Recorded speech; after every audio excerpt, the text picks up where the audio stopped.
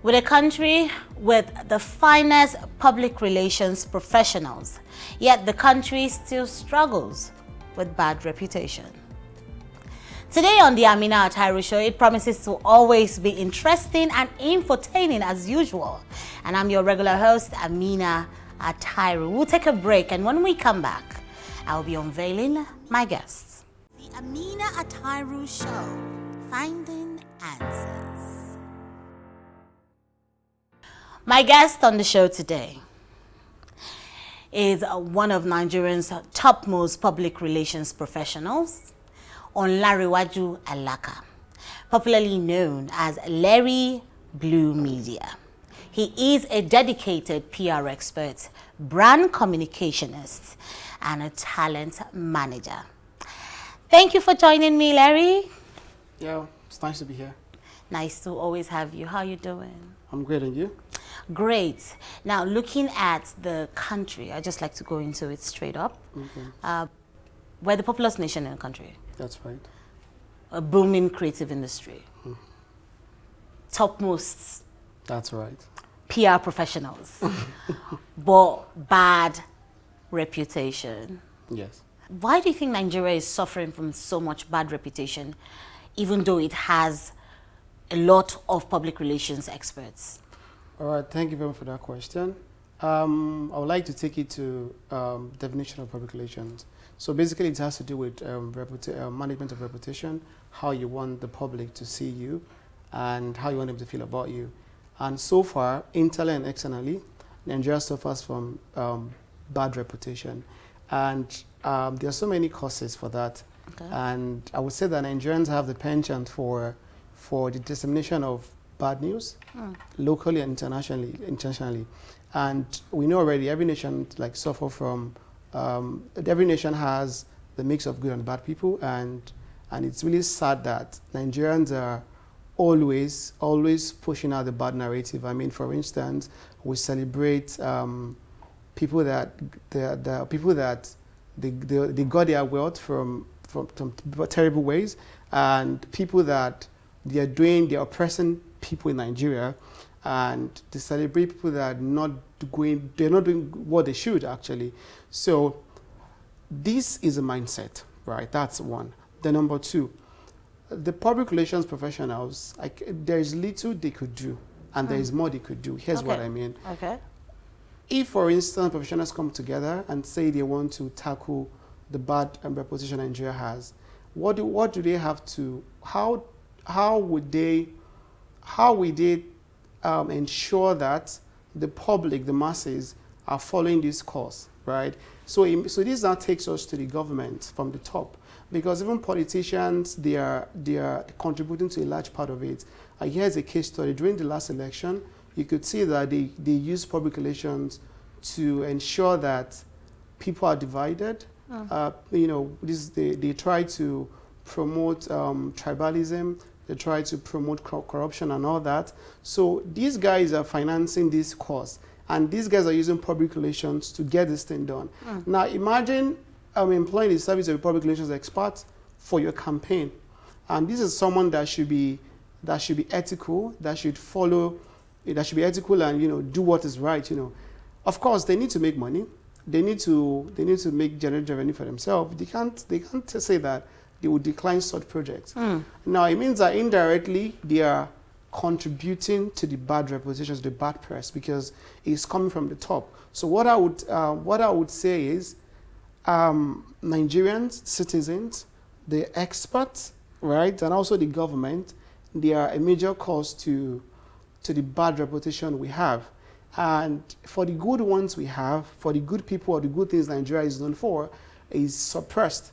But we're amplifying the bad things we're doing. For instance, again, looking at EFCC, where they arrest some people, and they put up their pictures on the internet. Now, foreign media will pick up that news, and they would say, of course, they pick it up and they amplify it more. Sure. So I believe that we should cover our messes in Nigeria, and of course, we promote the great things we are known for, while we're able to take care of the internal problems we're facing. And of course, for Nigerians in diaspora, they should also try to, put on a good image and always represent us well. Because whatever they do, whatever experience they give, they let others experience through them reflect more on other people, you know. You are also a Nigerian, allow me to say, in diaspora. Yes, that's right. Half the time you're in the United Kingdom. Yes. And all that. How would you say Nigerians are being perceived? All right. From Nigerians within, Nigerians in the country are being perceived by the outside country. Okay. How Nigerians are being perceived. Okay, good. Now, let's look at a case study again to explain this. There are two people that were interviewed by BBC. One was someone that migrated abroad, like when he was really young, and the other person was someone who just migrated. He had experienced Nigeria, right? Mm-hmm. And this is the perception. This is what he took out of the country, and this is what other Nigerians are doing outside. Now, people would say this is not right, and I will give you a case study now. When I was doing my program, right, I could tell you that most of my colleagues, my classmates, they were, let me use what bad-mouthing Nigeria in class in front of lecturers, and they were not happy. They were not happy with what's happening in Nigeria, and all they just said, Nigeria is bad, this and that, and the actions they take, the things they say to these people, they record it. They take note of these things, and doing this way, they have a weird perception about Nigerians. Now, I try my best to ensure that whatever I tell you, whatever I do with you, is good, because I get some feedback and like, oh wow, really? Oh, you're Nigerian? Oh, okay, wow. I've had some weird experiences with some Nigerians, and how come you're different, you know? And I try to let them know that, well, if just in your country, you have the good guys and the bad guys, but it's just quite sad that the media, the mainstream media is always projecting. They like to amplify the bad ones. The bad ones, So that's pretty much it. So I believe that, to be frank, Nigeria has a terrible reputation in outside Nigeria, and the Nigerians are not even helping at all. You see them doing some terrible things, some things you won't be proud to hear as a Nigerian, So that's it. And then it simply means that we just have to, take steps, especially the public relations experts where you fall in.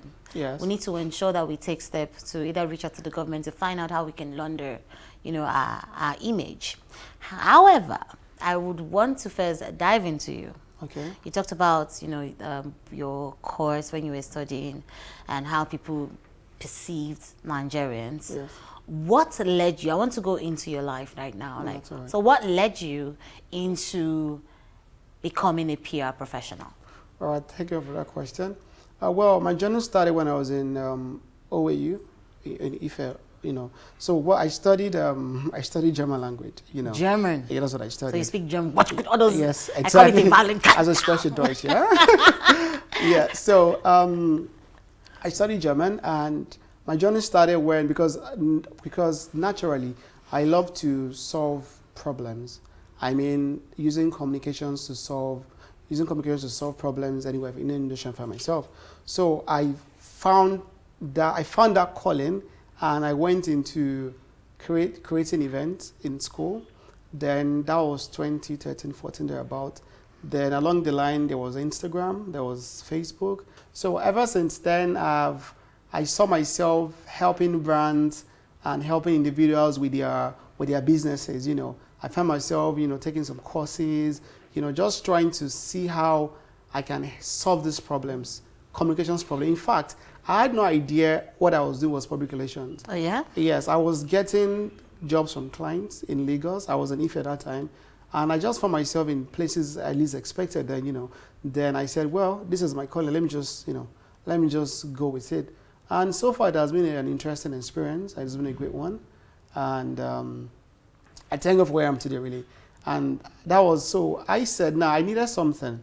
So I could easily have done the course, my master's in Nigeria, but I needed to have a different experience. I needed to authenticate and be sure of what I know, my knowledge, So that was one of the reasons why I said, let me even see how it's being done outside, because if you don't see beyond your imagination, then I think you have a problem, So I needed to learn from the expert. Of course, the UK, the US, these guys are really good when it comes to PR, I needed to learn from them. Of course, bring this knowledge home, you know.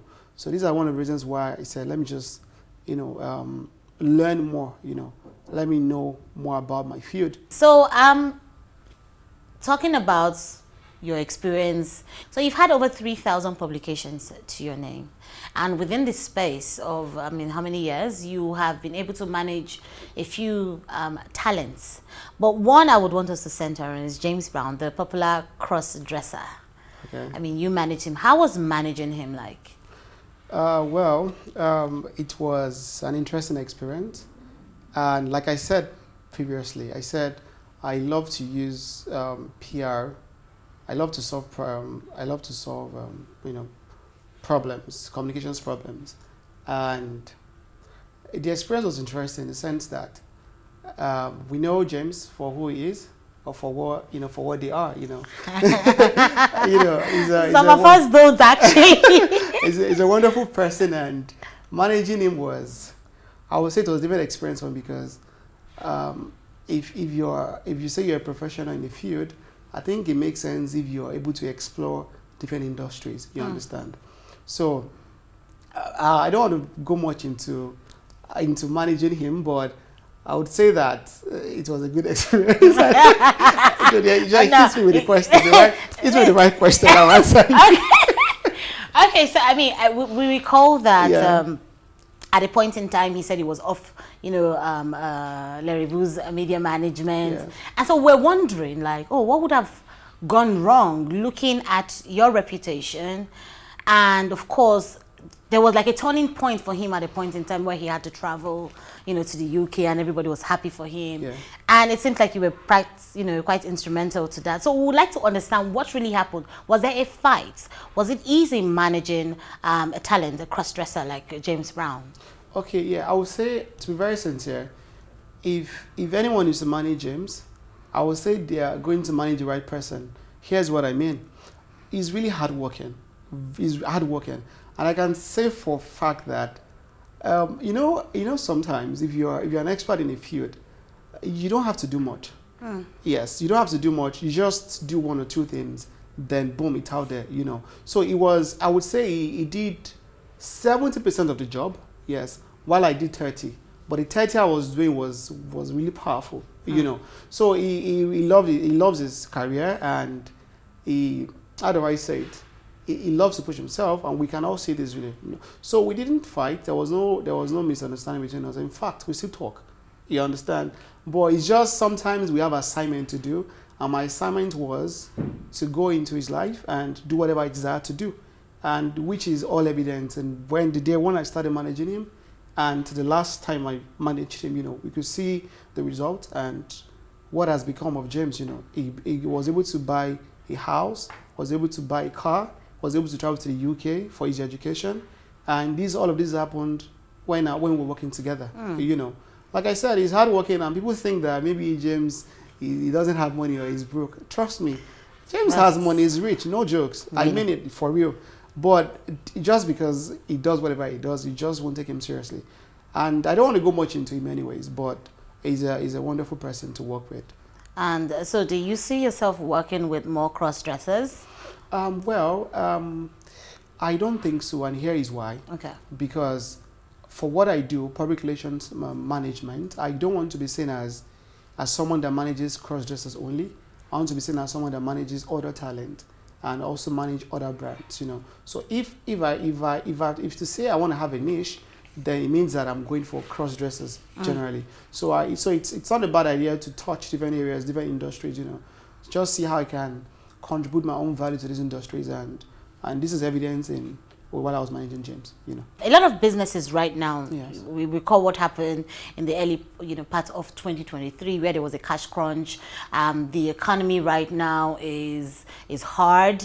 A lot of people find it difficult to access cash. A lot of businesses have actually closed shop, especially within the media and the creative industry. Now, if you're to come in as a PR expert, you're going to be doing advert for free now. Free consultation right now. Okay. If you're going to come in as a PR expert to fix a company that is already bankrupt, if you allow me to put it that way, what would you do? Okay, well, there are two things, or there are different things involved, right? So it means I'm going to act. I'm going to act as a business analyst. One, I'm going to act as a PR expert two, Okay. and I'm also going to act as a business manager three. Yes, because the business is done already. It needs to pick up from somewhere. Yes. You know, and picking up, it means there should be a goal objective. You know, they need to learn from whatever it is they've what went wrong. You know, so it means probably when they were doing their SWOT analysis or their PESO, they didn't factor this problem into it. It means they didn't take note of their stakeholder, which was let me say, CBN or the government. So if this was factored in, I see no reason why they should be affected. And even if they will be affected, it shouldn't now result to them shutting down.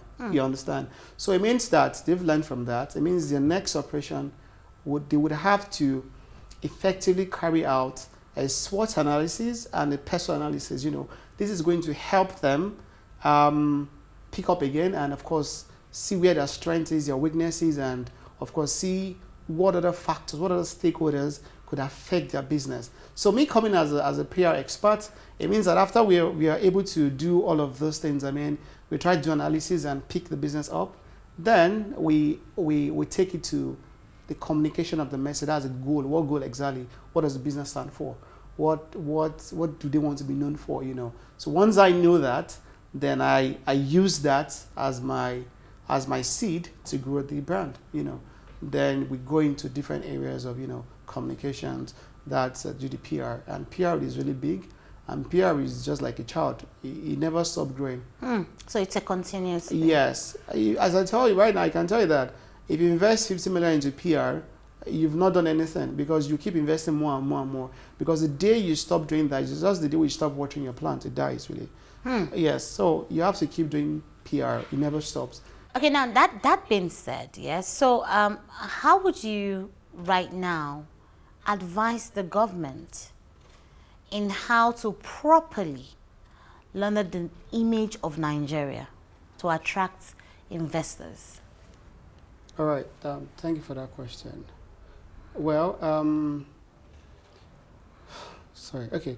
Well, it has to do with, of course, having a good relationship with the major stakeholders that would help to facilitate this cause. You know, what I mean is, in terms of public relations, we need to take care of the house, in-house. I mean, put up take some proactive measures. I mean, in the regulation of the social media platforms in Nigeria. And because even if you're trying to attract investors, it's just like you saying that you have a good child, but your child's picture is everywhere there is a thief, and you want us to, like your child. So it means that you need to take care of all these bad things that's been said about your child. You need to take care, wash the child well, make sure the child is well behaved, so that if you're even lucky to get investors to come in, they'll be happy, and of course, they're able to refer your country to other investors to come in.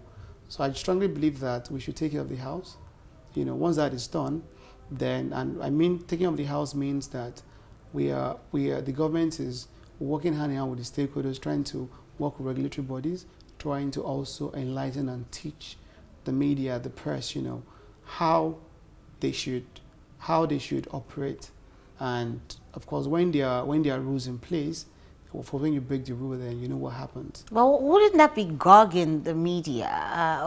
Or yes, that would be gogging the media. You would notice that when they're talking about maybe some issues, like, okay, there's fire, there's a helicopter that just crashed somewhere in Ikeja, and you tune to a particular channel that is regulated by the government, you find out that they're saying, oh, Nigeria is good, agriculture is booming, we have jobs now, we've given you this, but something is happening. Wouldn't that, if they're going to be regulating the media, regulating the digital space, wouldn't that be gagging the media and not allowing them to freely express themselves or report news? All right, great. Thank you very much for that. So now there's freedom of the press, right? And of course, you can't suppress the media, because that's like the Germans would call it the Spiegel of the Gesellschaft. That's like the mirror of the society, So you can't suppress them. They will still report whatever they have to report. But now let's look at the other areas, right? For instance, there is someone, you all know he's into fraud, right? And you as the ethical PR, you as the ethical platform, you know already that this person is what this person does, and you're promoting this person. Do you understand? Now, we're not saying the media shouldn't report the bad things or things happening in the country. Of course not. But there are better ways to report these things. Look at our other countries, how they report their news. You understand? Look at how they handle these things. Like I said, it's not everything that is going to be in the news. There are some things that it has happened. People need to know about it. We know that. But there are better ways these things can be reported. There are better ways to put it out there. You understand? For instance, if someone beheads someone now, there's a subtle way to do that report. And it's not every, and of course, I strongly believe that content that should be out from these media platforms is the content that will give value to the audience. It's fine, you report it, that's what we know you for.